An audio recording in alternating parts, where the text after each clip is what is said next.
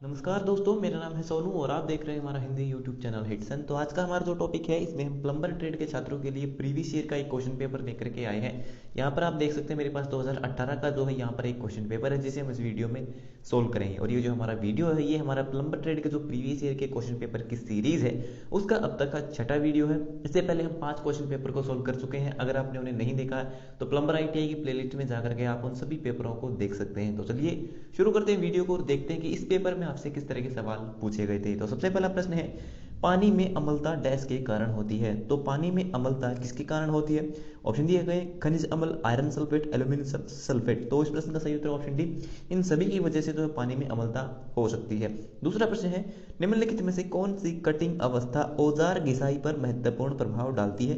यानी कि इनमें से कौन सी कटिंग की वो अवस्था है जिसमें औजार पर ज्यादा दबाव पड़ता है। ठीक है, औजार ज्यादा घिसता है। तो इस प्रश्न का सही उत्तर ऑप्शन ए, कट की गहराई यानी कि जो जॉब है उस पर जब हम आरी के माध्यम से जो है जॉब को काटते हैं, तो उस समय ब्लेड जितना ज्यादा नीचे जाता, कट की गहराई जितनी बढ़ती है, जॉब जो हमारा जो कटिंग ब्लेड है उसके दोनों तरफ जो उसकी घिसावट भी बढ़ती है। तो दूसरे प्रश्न का ऑप्शन ए आपका सही है। कट की गहराई बढ़ने पर कटिंग जो औजार है उसकी गहराई, उसकी जो घिसाई है उस पर महत्वपूर्ण प्रभाव पड़ता है। तीसरा प्रश्न है, ब्रेजिंग में आमतौर पर उपयोग होने वाला फ्लक्स कौन सा है? तो ब्रेजिंग में हम कौन सा फ्लक्स यूज करते हैं? उसमें हम बोरेक्स फ्लक्स यूज करते हैं। तो तीसरे प्रश्न का ऑप्शन ए आपका सही है। चौथा प्रश्न है, एक छेनी का अनुप्रस्थ काट आमतौर पर डैश होता है। तो छेनी का अनुप्रस्थ काट कैसा होता है? वो अष्टभुजाकार यानी कि अष्टाकार होता है। तो चौथे प्रश्न का ऑप्शन सी आपका सही है।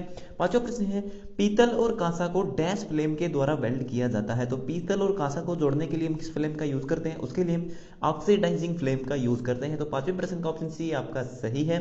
छठा प्रश्न है, एक छेनी का कटिंग किनारा होना चाहिए। तो छेटिंग जो छेनी होती है, चीजल होती है, उसका जो किनारा होता है, जिस जो काटने वाली साइड होती है, वो कैसा होना चाहिए?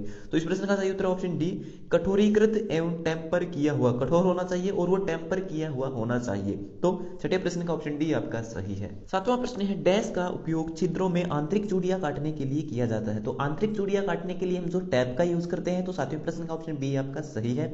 आठवां प्रश्न है, डब्ल्यूएचओ के अनुसार मृदु जल में CaCO3 यानी कि कैल्शियम क्लोराइड के रूप में प्रति लीटर डैश मिलीग्राम होता है। तो जो आपका CaCO3 होता है वो 1 लीटर पानी में कितना मिलीग्राम होता है? तो इस प्रश्न का सही उत्तर ऑप्शन सी, जो CaCO3 होता है वो मृदु जल में 0 से 60 मिलीग्राम होता है। यानी कि 1 लीटर पानी में 0 से 60 मिलीग्राम तक आपको CaCO3 मिल जाएगा। तो आठवें प्रश्न का ऑप्शन सी आपका सही है। नौवां प्रश्न है, निम्न में से किस पाइप का इस्तेमाल छतों से वर्षा जल, मिट्टी तथा अपशिष्ट की निकासी के साथ साथ वेंटिलेशन के लिए भी किया जाता है? तो उसके लिए हम एस्बेस्टोस सीमेंट पाइप का यूज करते हैं। तो नौवें प्रश्न का ऑप्शन डी आपका सही है।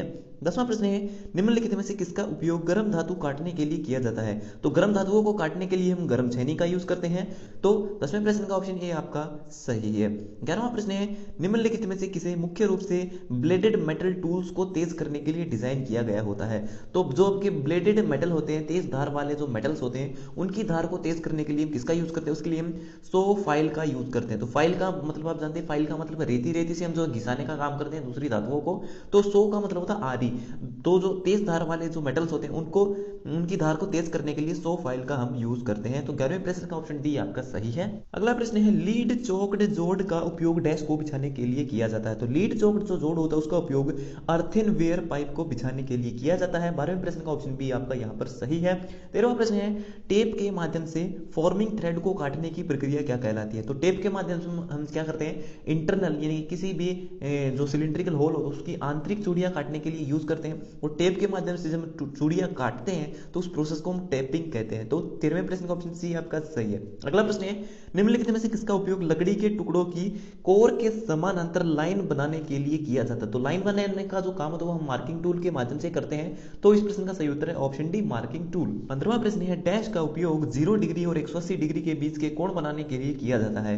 तो 0 से 180 डिग्री के बीच के जो कोण होते हैं उनको बनाने के लिए हम बेवल स्क्वायर का यूज करते हैं। तो 15वें प्रश्न का ऑप्शन बी आपका सही है। 16वां प्रश्न है, सोल्डरिंग फिलर धातु कहलाता है। तो सोल्डरिंग जो फिलर धातु होती है उसे हम सोल्डर कहते हैं। तो 16वें प्रश्न का ऑप्शन बी आपका सही है, शोल्डर। 17वां प्रश्न है, प्रथम श्रेणी ईंट में डैश की न्यूनतम क्रशिंग स्ट्रेंथ होनी चाहिए। तो प्रथम श्रेणी की जो ईंट होती है उनमें क्रशिंग स्ट्रेंथ कितनी होती है, तो उनमें क्रशिंग स्ट्रेंथ होती है 10.5 mn पर मीटर स्क्वायर। तो 17वें प्रश्न का जो ऑप्शन सी है यहाँ पर आपका सही है, 10.5 mn बटे m स्क्वायर। ठीक है। 18वां प्रश्न है, मोल्डिंग की प्रक्रिया के दौरान ईंटों पर छूटे खरोच के निशानों को क्या कहते हैं। तो जो खरोच के निशान होते हैं उन्हें हम फ्रॉग्स कहते हैं। तो 18वें प्रश्न का ऑप्शन डी आपका सही है। 19वां प्रश्न है, कली चूना जल के साथ अभिक्रिया करके डैश बनाता है, यानी कि जो सफेदी होती है जब वो उसको पानी के साथ मिलाते हैं तो उसके साथ प्रोसेस करके वो क्या बनाता है, तो उस समय वो स्लैक्ड चूना बनाता है। तो 19वें प्रश्न का ऑप्शन सी आपका सही है। 20वां प्रश्न है, आरसीसी के निर्माण के लिए मोटी रोडी के अधिकतम आकार डैश तक सीमित होता है। तो आरसीसी को बनाने के लिए जो मोटी रोडी होती है वो मैक्सिमम कितनी जो है बड़ी हो सकती है, तो उसकी जो अधिकतम वो साइज होता है वो होता है 25 mm, यानी कि 1 इंच तक मोटी जो रोडी है हम उसके अंदर यूज कर सकते हैं, बजरी यूज कर सकते हैं। तो 20वें प्रश्न का ऑप्शन डी आपका सही है। 21वां प्रश्न है, चूना कंक्रीट में चूना का उपयोग डैश के रूप में किया जाता है। तो चूना का इस्तेमाल हम क्यों करते हैं, बाइंडिंग सामग्री यानी कि उन सबको एक दूसरे के साथ जोड़ने के लिए सीमेंट का चूने का यूज करते हैं। तो 21वें प्रश्न का ऑप्शन बी आपका सही है, जो चूना वो एक बाइंडिंग सामग्री के रूप में काम करता है। 22वां प्रश्न है, ग्रेड M20 के कंक्रीट मिश्रण में विभिन्न घटकों का अनुपात होता है। तो M20 ग्रेड का जो कंक्रीट सीमेंट का जो मिश्रण होता है उसमें जो अनुपात होता है सीमेंट का, रेती का और बजरी का वो क्या होता है। तो इस प्रश्न का सही उत्तर ऑप्शन डी 1:1.5:3। ठीक है, यानी कि एक पार्ट उसके अंदर सीमेंट है, दूसरा और 1.5 पार्ट उसके अंदर रेती है और 3 पार्ट उसके अंदर बजरी है। तो 22वें प्रश्न का जो ऑप्शन डी है यहाँ पर आपका सही 1:1.5:3।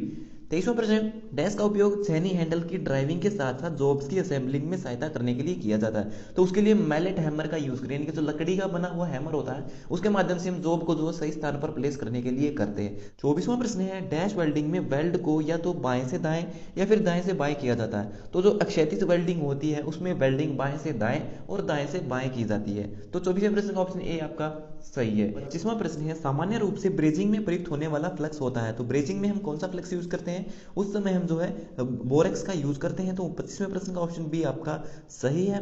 26वां प्रश्न है, गैस वेल्डिंग के लिए वेल्डिंग टॉर्च पर ऑक्सीजन के लिए वांछनीय दाब होता है। तो गैस वेल्डिंग करते समय जो वेल्डिंग टॉर्च हम यूज करते हैं उसमें ऑक्सीजन का कितना प्रेशर होता है, तो उसका सही उत्तर है, इस प्रश्न का जो सही उत्तर वो ऑप्शन बी 70 से 280 kN प्रति m स्क्वायर। ठीक है, तो 26वें प्रश्न का ऑप्शन बी आपका सही है, 70 से 280 kN प्रति m स्क्वायर। 27वां प्रश्न है, लकड़ी के टुकड़े में आरी ब्लेड द्वारा काटे जाने वाले पाथ को क्या कहा जाता है। तो लकड़ी के टुकड़े में जब हम आरी से लकड़ी को काटते हैं तो जो काटने का जो स्थान बनता है, जो जगह बनती है ब्लेड की, उसे हम कर्व कहते हैं। तो 27वें प्रश्न का ऑप्शन ए आपका सही है।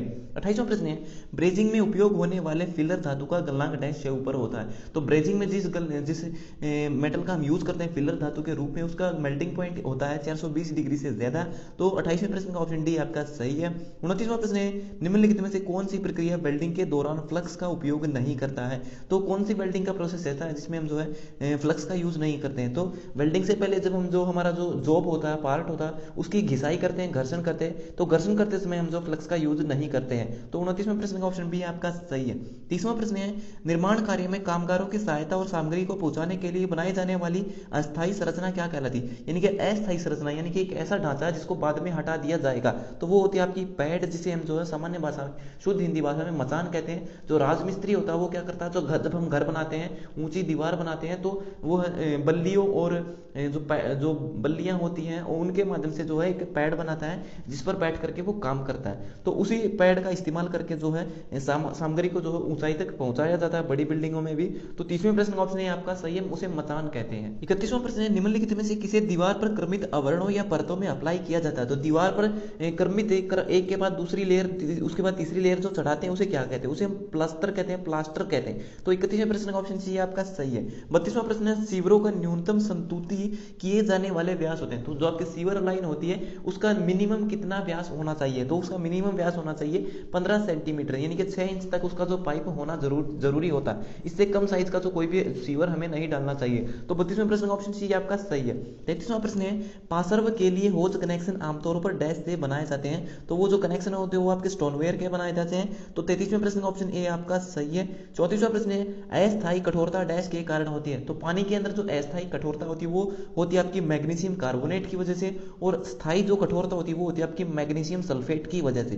तो 34वें प्रश्न का ऑप्शन बी आपका सही है। 35वां प्रश्न है वाटर गेज के इंच में मापे जाने वाले प्रवाह का प्रतिरोध क्या कहलाता है। तो उसे हम स्थैतिक दाब कहते हैं। तो 35वें प्रश्न का ऑप्शन ए आपका सही है। 36वां प्रश्न है हाइड्रोलिक प्रेस डैश के सिद्धांत पर काम करता है। तो हाइड्रोलिक जो प्रेस होती है वो पास्कल के नियम पर काम करती है। तो 36वें प्रश्न का ऑप्शन सी आपका सही है।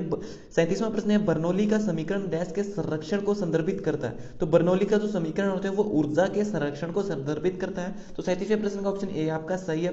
38वां प्रश्न है चिमनी डैश के सिद्धांत पर सबसे अच्छा कार्य करता है। तो चिमनी किस सिद्धांत पर सबसे अच्छे तरीके से कार्य करती है। तो चिमनी जो है वो बर्नौली के समीकरण के सिद्धांत पर अच्छी तरीके से काम करती है। तो 38वें प्रश्न का ऑप्शन सी आपका सही है। 39वां प्रश्न है डैश छोटे बल के उपयोग से भारी भार उठाता है। तो भारी वजन को उठाने के लिए हम यूज करते हैं किसका, जैक का। तो इस प्रश्न का सही उत्तर है हाइड्रोलिक जैक, जो कि ऑप्शन डी है।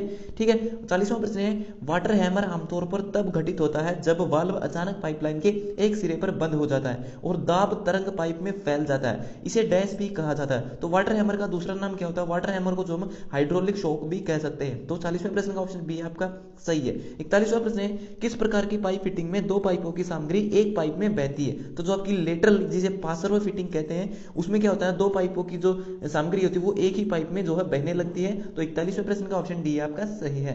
42वां प्रश्न है पानी में कार्बनिक अशुद्धियां फिल्टरिंग मीडिया के शीर्ष पर एक परत का निर्माण करती हैं, यह परत क्या कहलाती है। तो जब हम पानी को फिल्टर करते हैं तो उसके अंदर जो कुछ अशुद्धियां होती है वो अशुद्धियां पानी के ऊपर एक लेयर बना लेती है, उस लेयर को हम क्या कहते हैं, उसे हम डर्टी स्किन कहते हैं। तो 42वें प्रश्न का ऑप्शन सी आपका सही है। 43वां प्रश्न है डैश मुख्य रूप से भूमिगत पानी को जमा करने के लिए कृत्रिम रिजर्वायर या फिर टैंक होता है। तो भूमिगत जो जल होता है या फिर कोई भी पानी का टैंक होता है, ठीक है, उसे क्या कहते हैं, उसे हम सिस्टम कहते हैं, क्योंकि हमारे जो WC सीट होती है उसके ऊपर या फिर जो हमारे यूरिनल होते हैं उनके ऊपर जो फ्लश करने के लिए हम जो सिस्टम होती है उनको लगाते हैं, उस सिस्टम में पानी को स्टोर करते हैं, वो टैंक का काम करता है। तो 43वें प्रश्न का ऑप्शन ए आपका सही है। 44वां प्रश्न है प्रेशर सप्लाई मेंस में वाटर हैमर दाब को डैश प्रदान करके कम किया जाता है। तो प्रेशर सप्लाई जो मेन होती है उसमें वाटर हैमर की जो प्रेशर होता है उसकी दाब होती है उसको कम करने के लिए हम यूज करते हैं प्रेशर रिलीफ वाल्व का। तो 44वां प्रश्न का ऑप्शन सी आपका सही है।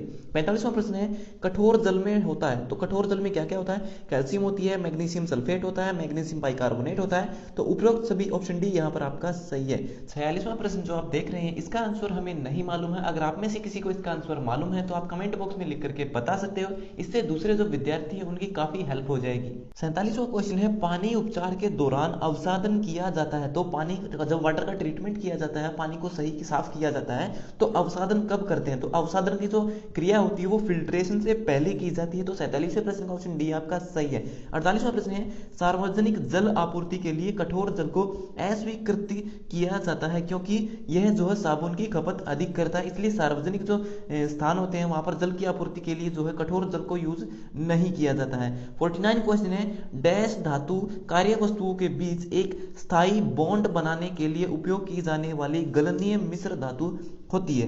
तो धातुओं को जोड़ने के लिए उनके बीच में जो मेल्टिंग फिलर धातु हम यूज करते हैं उसे हम सोल्डर कहते हैं। तो 49 क्वेश्चन का ऑप्शन ए आपका सही है। 50वां क्वेश्चन है डैश इंजेक्शन मोल्डेड फिटिंग के माध्यम में प्लास्टिक पाइपिंग प्रणाली को असेंबल करने के लिए मुख्य रूप से उपयोग की जाने वाली कौन सी तकनीक है।